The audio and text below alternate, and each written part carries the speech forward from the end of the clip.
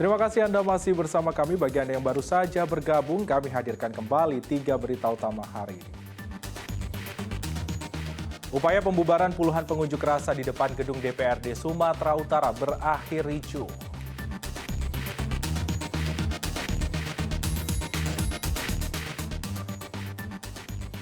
Sekelompok remaja pamer senjata tajam dan menantang remaja lain berkelahi terjadi di Kabupaten Batubara.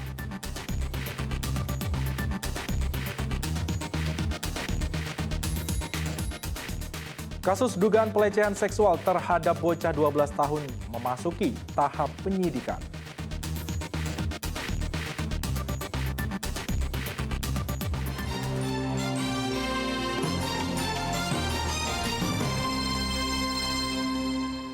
Kasus dugaan pelecehan seksual terhadap anak berinisial JA yang berujung korban terjangkit virus HIV kini masuk ke tahap penyidikan. Pihak kepolisian telah memeriksa 8 orang saksi terkait kasus ini.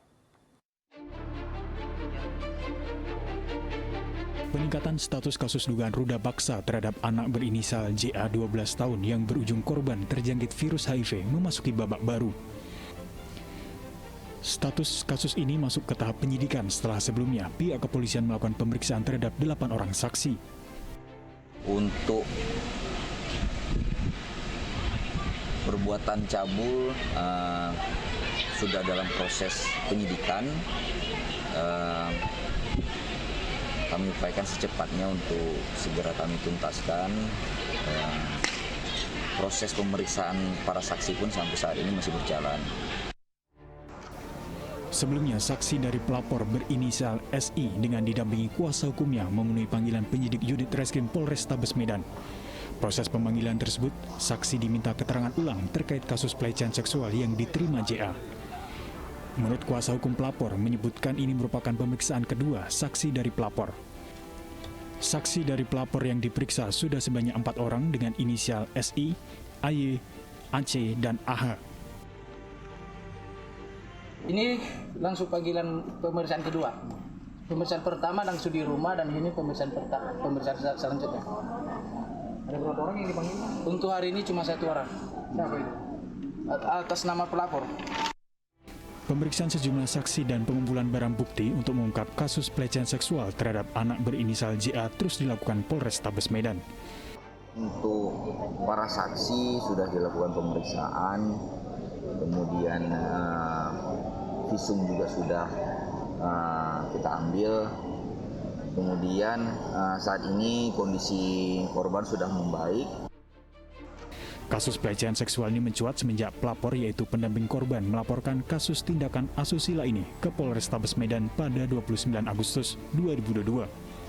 Berdasarkan keterangan pendamping korban bahwa korban sudah menerima pelecehan seksual dari tahun 2017 hingga 2021. Muhammad Hamdani melaporkan dari Kota Medan. Pasca terjadinya pencurian dana BLT dari mobil Kepala Desa Medan Senembah, Kecamatan Tanjung Morawa, Kabupaten Deli Serdang pada 6 September 2022 lalu, akhirnya Senin lalu Kepala Desa membagikan dana BLT untuk 118 warga penerima BLT senilai Rp300.000. Setelah sempat mengalami kerugian senilai Rp106 juta karena kasus pencurian dana bantuan langsung tunai dana desa dari dalam mobil Kepala Desa pada 6 September 2022. Kepala Desa Medan Senambah, Jasri, membagikan dana BLT dana desa tahap 3 senilai Rp300.000 untuk bantuan COVID-19 tahun 2022 yang sekaligus dana tersebut diperuntukkan untuk kompensasi pasca kenaikan harga BBM kepada 118 kepala keluarga. Pada hari ini dilaksanakan pembagian dana BLT dampak COVID tahun 2022 tahap ketiga, yaitu Juli Agustus September, dan masyarakat sudah menerima semuanya sebanyak 118 penerima. Bantuan sosial ini diharapkan dapat meringankan ekonomi warga pasca kenaikan harga BBM pada 1 September 2022 lalu. Muhammad Hamdani melaporkan dari Kabupaten Deli Serdang. Puluhan ibu hamil di Tanjung Morawa, Kabupaten Deli Serdang mengantri di puskesmas tempat untuk menjalani pemeriksaan kandungan dengan bantuan alat ultrasonografi atau USG. Penggunaan alat USG sebagai salah satu cara untuk deteksi dini kesehatan ibu dan janin.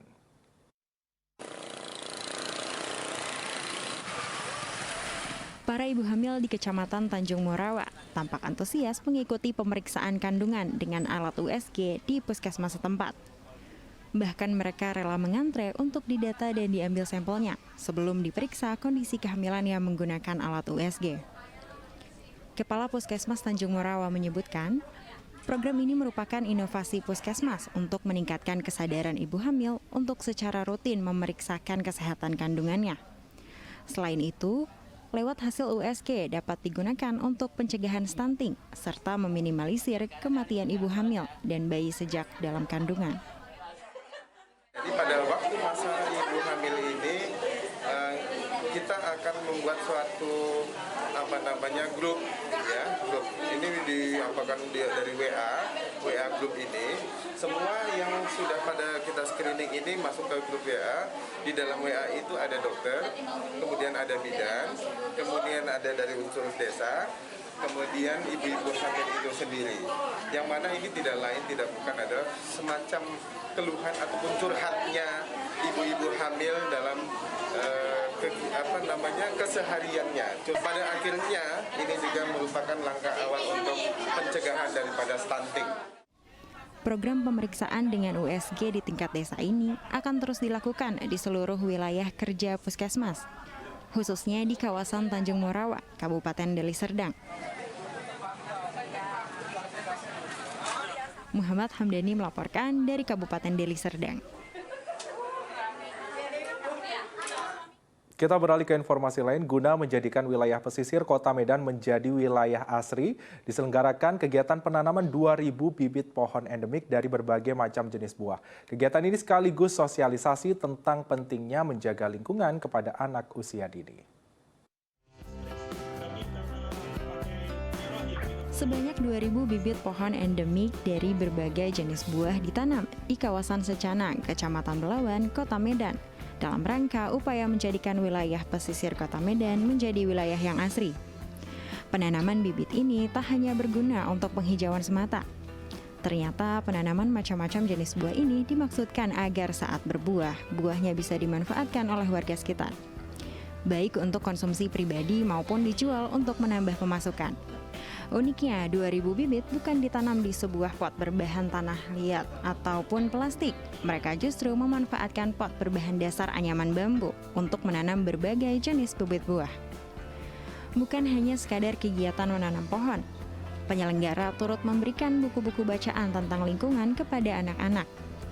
Hal ini dilakukan untuk mengedukasi anak usia dini, agar mereka sadar akan pentingnya merawat lingkungan. Untuk melengkapi kegiatan penanaman pohon, pihak penyelenggara juga menambahkan program pustaka kampung keliling serta program bank sampah. Ya, tentunya Pelindo juga harus memberikan bantuan terhadap CSR ataupun tanggung jawab sosial lingkungan kepada lingkungan pesisir di sekitar wilayah kantor Pelindo. Kemudian apa yang kami berikan bantuan adalah kepada 3 bidang: lingkungan, lalu edukasi, dan juga untuk mitra UMKM. Dengan berjalannya kegiatan program ini, diharapkan lingkungan di kawasan pesisir Kota Medan lebih asri. Muhammad Hamdani melaporkan dari Kota Medan. Dan informasi tadi mengakhiri berita Medan hari ini. Saya Freddy Cahya berterima kasih atas perhatian dan kebersamaan Anda. Selamat beraktivitas dan sampai jumpa.